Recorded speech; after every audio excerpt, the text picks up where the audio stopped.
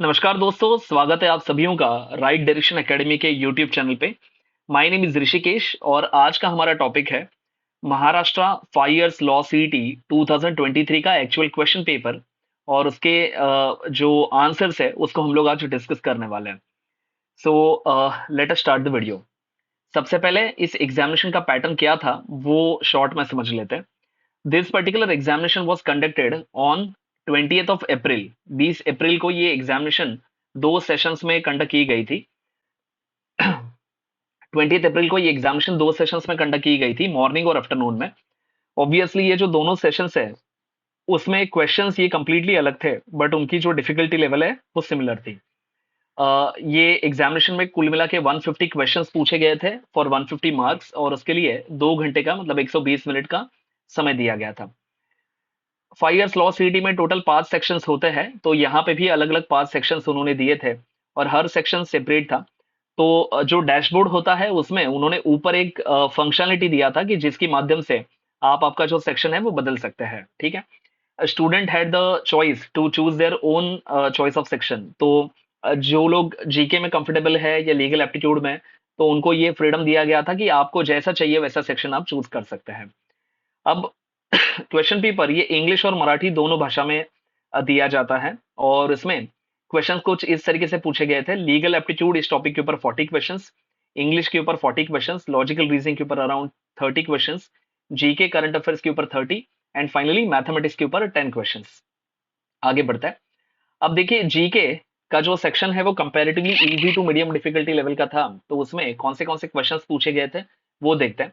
Obviously जितने भी answers है वो सब डिस्कस करना पॉसिबल नहीं है, मतलब all all given options discuss करना पॉसिबल नहीं है। बट हमने क्वेश्चंस और उसके जो करेक्ट आंसर है उसको हमने लिस्ट डाउन किया है, तो वन बाय वन देखेंगे।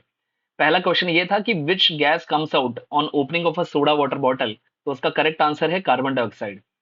फिर जो भारत के सीईसी होता है, चीफ इलेक्शन कमिश्नर, उस उनका कार्यकाल कितने समय के लिए रहता है? तो आइदर वो 6 साल के लिए रहता है या उनकी उम्र जब तक 65 ईयर्स नहीं होती तब तक रहता है, विच एवर कम्स अर्ली। सबसे ओल्डेस्ट एशियन स्टॉक एक्सचेंज कौन सा है? It is BSc, Bombay stock exchange. Which of the following is not an operating system, तो जावा ये करेक्ट आंसर है, क्योंकि बाकी के जो ऑप्शन है एंड्रॉइड या फिर आईओएस, ये सब ऑपरेटिंग सिस्टम्स है, जबकि जावा एक प्रोग्रामिंग लैंग्वेज है। डबल फॉल्ट ये कौन से गेम में होता है? ये लॉन टेनिस में होता है। वर्ल्ड एनवायरनमेंट डे 5 जून को सेलिब्रेट किया जाता है। गवर्नमेंट लॉ कॉलेज जो है जीएलसी चर्चगेट में, जो कि इंडिया का one of the oldest law college है, उसके कौन प्रिंसिपल थे? उसमें 4 नाम दिए गए थे, तो उसका करेक्ट आंसर है डॉक्टर बाबा साहेब अम्बेडकर साहब, डॉक्टर बी आर अम्बेडकर। ये क्वेश्चन उन्होंने लास्ट ईयर भी पूछा था। फिर वर्ल्ड हेल्थ डे 7 अप्रैल को होता है। हमारा जो नेशनल फ्लैग है तो उसके जो 3 कलर्स है उसको क्रोनोलॉजिकली हमें अरेंज करना था सिक्वेंशियली। तो सबसे ऊपर सैफरन, फिर व्हाइट और उसके बाद ग्रीन। भारत की जो प्रिंटिंग करेंसी, बैंक नोट्स जहाँ पे प्रिंट होते हैं, वो प्रिंटिंग करेंसी की जो प्रेस है वो कहाँ पे है? तो that is in Dewas, Madhya Pradesh में। ये क्वेश्चंस पूछे गए थे। फिर सार्क यूनिवर्सिटी का हेडक्वार्टर्स कहाँ पे है? This is in New Delhi. SAARC का headquarters I guess it is in Dhaka, but SAARC university is in New Delhi. फिर दांडी मार्च जो है महात्मा गांधी जी साहब का, वो कहाँ से शुरुआत हुआ था? साबरमती आश्रम, गुजरात। दलाल स्ट्रीट कहाँ पे है? It is located in Mumbai. अब कोई भी फ्रूट को राइपनिंग करने के लिए कौन सा केमिकल यूज किया जाता है? तो that is called as ethylene gas. 1 रुपए की जो नोट होती है उसके ऊपर किसकी सिग्नेचर होती है? वो रहती है भारत के वित्त सचिव की, मतलब फिनांस सेक्रेटरी की। 1 रुपए के ऊपर जितनी भी करेंसी नोट्स है, 2 रुपए, 5 रुपए, 10 या 2000 रुपए तक की, उसके ऊपर आरबीआई के गवर्नर की सिग्नेचर होती है। और 1 रुपए की जो बैंक नोट है उसके ऊपर फाइनेंस सेक्रेटरी की सिग्नेचर होती है। फिर ड्राफ्टिंग कमेटी के चेयरपर्सन कौन थे? ये मोस्ट फेवरेट क्वेश्चन है, ये हर साल पूछा जाता है। तो अंबेडकर साहब ये ड्राफ्टिंग कमेटी के चेयरपर्सन थे। रफाल जेट जो थे वो हमने कौन से कंट्री से लिए हैं? फ्रांस। इसके ऊपर बहुत सारी डिबेट्स भी हुई थी, कोर्ट तक ये मसला चला गया था। तो होपफुली ये आंसर आपने सही दिया होगा, France is the correct answer. आगे में से कौन सी ग्रीन हाउस गैसेस ये नेचुरली प्रोड्यूस नहीं होता है? तो उसका करेक्ट आंसर है नाइट्रोजन ऑक्साइड। ठीक है, मीथेन भी था, but methane is a natural production.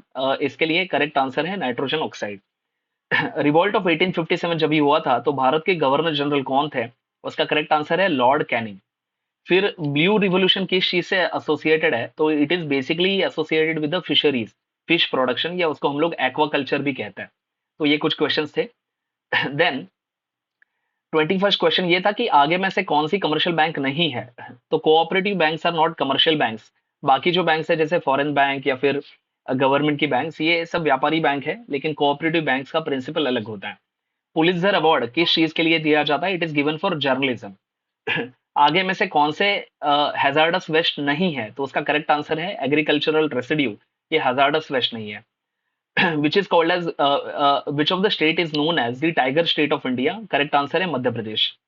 फिर आगे में से कौन से कंट्रीज G7 का हिस्सा नहीं है? तो उन्होंने इटली वगैरह ऐसे कुछ ऑप्शन दिए थे। करेक्ट आंसर है Spain. Spain is not the part of G7। ISRO का फुल फॉर्म आप जानते हैं, Indian Space Research Organisation. Russia ने कौन से कंट्री को इन्वर्ट किया? यूक्रेन। भारत के प्रधानमंत्री बनने के लिए मिनिमम एज कितनी होनी चाहिए? अगर लोकसभा से वो व्यक्ति सांसद बनने वाला है तो 25 साल, राज्यसभा से बनने वाला है तो 30 ईयर। तो 30 और 25 में जो मिनिमम एज लिमिट है वो 25 ईयर्स की है। तो करेक्ट आंसर 25 ईयर्स। पहला भारत रत्न किस व्यक्ति को अवार्ड हुआ था? तो सर्वपल्ली राधाकृष्णन। भारत की लोकसभा में मैक्सिमम पॉसिबल स्ट्रेंथ कितनी है? 552। देखिए करंट स्ट्रेंथ जो है वो 543 है, बट मैक्सिमम पॉसिबल स्ट्रेंथ 552 दी गई है। सेक्शन लीगल एप्टीट्यूड, इसमें प्रिंसिपल फैक्ट बेस्ड क्वेश्चंस पूछे गए थे। तो उसमें एक क्वेश्चन ये था, अब देखिए कि सबसे पहली चीज ये मैं आपको बता दूं कि लीगल एप्टीट्यूड के ऊपर 4 ही टॉपिक्स के ऊपर सबसे ज्यादा क्वेश्चंस पूछे गए हैं। सबसे ज्यादा कॉन्स्टिट्यूशन लॉ, फिर टॉर्ट, उसके बाद contract, and then few questions on family law. उसके बाद एक क्वेश्चन कोई आया था एविडेंस एक्ट के ऊपर एंड इंटेलेक्चुअल प्रॉपर्टी राइट्स के ऊपर, बट सिर्फ एक ही क्वेश्चन था और उसका डिफिकल्टी लेवल बहुत ही आसान किस्म का था। तो अगर आप सीईटी के लिए प्रिपरेशन कर रहे हैं तो contract, tort, family and most importantly constitution, ये 4 पिलर्स है, ठीक है। तो प्रिंसिपल बेस्ड फैक्ट में उन्होंने ये बोला था, प्रिंसिपल ऐसा दिया था कि किसी भी पर्टिकुलरली कॉन्ट्रैक्ट में जो प्रॉमिस करता है अगर उसकी डेथ होती है तो उसके लीगल हियर्स उसके लिए लायबल रहते हैं। और फिर एक फैक्ट दिया था कि किसी ने कार परचेस की है, कार की डिलीवरी हो गई है, पेमेंट बाकी है, बट जिसने पेमेंट करना है उसकी डेथ हो गई, तो क्या जो व्यक्ति जिसने कार बेची है वो अपना पेमेंट रिकवर कर सकता है? जवाब है हाँ, उसके लीगल हियर से वो कर सकता है। तो जो जो प्रिंसिपल दिया है वो आपको सच मानना है, और अगर उसको आप सच माने तो correct answer is yes, that person can recover the amount. आगे में से कौन सी चीज ग्रीवियस हर्ट नहीं है? तो अब्यूज करना ये ग्रीवियस हर्ट नहीं है। फिर एक और प्रिंसिपल क्वेश्चन था कि ऐसा ऐसा कोई पर्सन जो ओकेजनली अनसाउंड माइंड का है बट कॉन्ट्रैक्ट करने के समय पे वो साउंड माइंड का था और उसने कॉन्ट्रैक्ट किया तो वो वैलिड कॉन्ट्रैक्ट माना जाता है। सिमिलरली ऐसा कोई पर्सन जो कि नॉर्मली साउंड माइंड का रहता है but at the time of making a contract वो अनसाउंड माइंड का था, तो फिर वो कॉन्ट्रैक्ट वॉइड नहीं माना जाता, ठीक है, वो वैलिड नहीं है। तो ऐसे पर्सन ने अगर कॉन्ट्रैक्ट किया है तो क्या है? तो फैक्ट जो भी दी थी उसके हिसाब से वो वैलिड कॉन्ट्रैक्ट है, ठीक है। तो ये चीज आपको देखने को मिलेगी। फिर उन्होंने ये पूछा था कि you have to choose the odd man out. तो उसमें से एक करेक्ट आंसर ये था कि राइट टू प्रॉपर्टी, क्योंकि बाकी के 3 ऑप्शन जो दिए थे वो फंडामेंटल राइट थे, जबकि राइट टू प्रॉपर्टी ये भी एक सिर्फ लीगल राइट है। भारत के राष्ट्रपति गवर्नर को अपॉइंट करते हैं। क्वेश्चन ये पूछा था कि गवर्नर का अपॉइंटमेंट कौन करता है? तो वो है भारत के राष्ट्रपति। फिर पैन का फुल फॉर्म पूछा गया था, it is permanent account number. Democracy की एक डेफिनेशन दी थी, it was very easy, government of the people, by the people, for the people. तो democracy was the correct answer. फिर उन्होंने ये पूछा था कि आगे में से कौन सी अनडिवाइडेड जॉइंट फैमिली होती है? तो अगर आप टैक्स लॉस को थोड़ा बहुत समझते हैं तो उसमें एक कॉन्सेप्ट है HUF, हिंदू अनडिवाइडेड फैमिली। तो करेक्ट आंसर ये था हिंदू। फिर एक और प्रिंसिपल फैक्ट पूछा गया था, ये क्रिमिनल लॉ से था। Contract law, criminal law, tort और कॉन्स्टिट्यूशन, ये 4 पिलर्स है, ठीक है। तो इनवॉलेंट्री इंटॉक्सिकेशन अगर कोई पर्सन करता है और उससे अगर किसी की डेथ होती है या कुछ क्राइम होता है तो वो है या नहीं है, ठीक है। तो यहाँ पे क्वेश्चन ऐसा कुछ पूछा गया था कि एक ल्यूनेटिक पर्सन है जो किसी और की गलती से किलिंग करने का प्रयास कर रहा है, तो जो पर्सन विक्टिम हो सकता है क्या उसको राइट टू डिफेंस है? तो हाँ है, क्योंकि उसने मतलब जो ल्यूनेटिक पर्सन है जो किसके ऊपर अगर हमला कर रहा है, तो जिसके ऊपर हमला हो रहा है उसके हाथों अगर इस ल्यूनेटिक पर्सन की डेथ हो जाए तो it is not an offence, क्योंकि यहाँ पे पर्सनल डिफेंस का मसला लागू हो जाता है। फिर total number of high courts 25 है ऑल ओवर इंडिया में। Involuntary intoxication versus voluntary intoxication के बारे में पूछा गया था, जिसमें निशा नाम की एक लेडी है जो कि किसी पार्टी में ड्रिंक करती है, और जब भी वो अपने सोसाइटी या कॉम्प्लेक्स में लौटती है प्रीमाइसेस में, तब उसका वॉचमैन जो है उसको कुछ चीजें बता रहा है, लेकिन वो अब वॉचमैन के ऊपर हमला कर देती है, तो वॉचमैन की इसमें ग्रीवियस हर्ट होती है। तो क्या वो गिल्टी है? तो हाँ, एब्सोल्युटली गिल्टी है, कि क्योंकि इवन दो यहाँ पे इंटॉक्सिकेशन हुआ है, लेकिन वो इनवॉलंटरी नहीं था, वो वॉलंटरी था। इसके लिए यहाँ पे क्राइम कंप्लीटली है, ऐसा माना जाएगा। फिर टॉर्ट्स में विकैरियस लायबिलिटी में मास्टर सर्वेंट रिलेशनशिप है। सिचुएशन ऐसी दी थी कि एक पेशेंट है जिसकी सर्जरी होने वाली है, तो वहाँ पे सर्जन सर्जरी करने वाला है, but because of the lack of oxygen supply, errors in oxygen supply, उस पर्टिकुलर पेशेंट की डेथ होती है। तो यहाँ पे सर्जन की गलती मानी जाएगी या ओनर की? Will be liable. तो ऑब्वियसली ओनर लायबल है, क्योंकि उसकी जिम्मेदारी है कि कंटिन्यूअस जो है ऑक्सीजन का सप्लाई मेंटेन करना चाहिए। चाइल्ड लेबर आगे में से क्या है? तो ये फिजिकली भी रॉन्ग है, साइकोलॉजिकली भी रॉन्ग है, मॉरली भी इनकरेक्ट है। ठीक है। फिर bar council of India which is a regulatory body, इनका फुल फॉर्म पूछा गया था, बीसीआई का। अंडमान और निकोबार आइलैंड्स कौन से हाईकोर्ट के ज्यूरिसडिक्शन में आते हैं? तो ये आते हैं कलकत्ता हाईकोर्ट के ज्यूरिसडिक्शन में। इसके बाद उन्होंने ये पूछा था कि सिंबल्स जो है पॉलिटिकल पार्टीज के, वो कौन देता है? तो वो देता है भारत का निर्वाचन आयोग, election commission of India. NRI का फुल फॉर्म पूछा था, it is non resident Indian.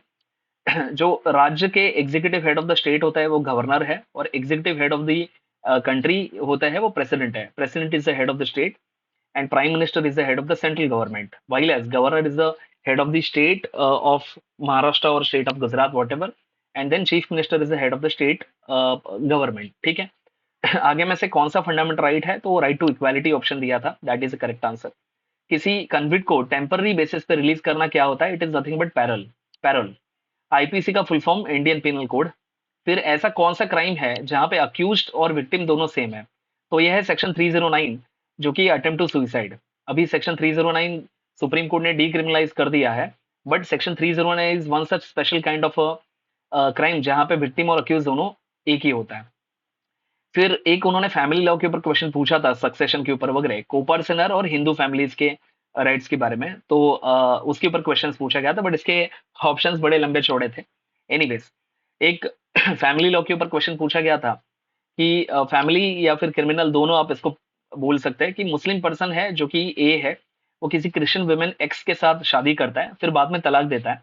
फिर उसकी जो बीवी है एक्स, वो उससे मेंटेनेंस मांगती है अंडर सेक्शन 125 ऑफ सीआरपीसी। क्या ये वैलिड है? हाँ, ये बिल्कुल वैलिड है।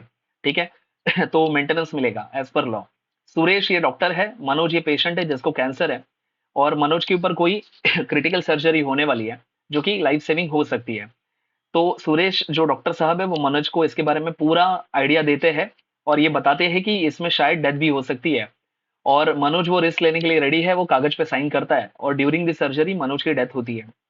तो क्या डॉक्टर लायबल होगा? आंसर है नहीं, डॉक्टर लायबल नहीं होगा, क्योंकि उसमें उसने पूरी पूरी जानकारी दी थी और अंडरटेकिंग साइन करवा के ली थी। फिर उन्होंने मिस अप्रोप्रिएशन का डेफिनेशन पूछा था। उसके बाद ऐसी कौन सी बॉडी है जो परमानेंट होती है? It is not subject to dissolution, the body is Rajya Sabha. Then torts का एक क्वेश्चन पूछा गया था कि अगर कोई डैमेज सफर होता है जो कि मतलब वॉलेंट्री किस्म का है, जैसे कि यहाँ पे केस स्टडी दी थी, शरद नाम का एक पर्सन है जो कि फेंसिंग कर रहा है, मतलब तलवारबाजी, और उसमें उसको चोट पहुंचती है ड्यूरिंग दिस पर्टिकुलर स्पोर्ट, तो क्या वो कॉम्पेंसेशन मांग सकता है? द आंसर इज नो, क्योंकि यहाँ पे द प्रिंसिपल ऑफ वॉलेंट्री नॉन फिट इंजुरिया, या फिर वॉलेंट्रीली जो आपने रिस्क ली है, उसमें अगर इंजुरी होती है तो उसमें कोई कॉज ऑफ एक्शन नहीं बनता है। तो ये टॉर्ट्स का प्रिंसिपल है। तो he can not claim the compensation from the opponent. माफ करना, यहाँ पे कैन हुआ है। अच्छा, यहाँ पे क्वेश्चन ये है कि can he claim the compensation from the opponent? The answer is no. Okay. फिर एक और क्वेश्चन पूछा था टॉर्ट्स का, जिसमें अगर कोई अनअवॉइडेबल एक्सीडेंट होता है तो उसमें क्या सिनारियो बनता है लाइबिलिटी का? तो उसमें एक केस स्टडी ऐसी दी थी कि कुछ लोग वाइल्ड लाइफ हंटिंग के लिए जाते हैं, and there is one person जो कि शूट करने के टाइम पे गलती से वो गोली किसी दूसरे पर्सन को लग जाती है इंस्टेड ऑफ एन एनिमल। तो क्या फिर वहां पे कॉज ऑफ एक्शन बनता है? Answer is no.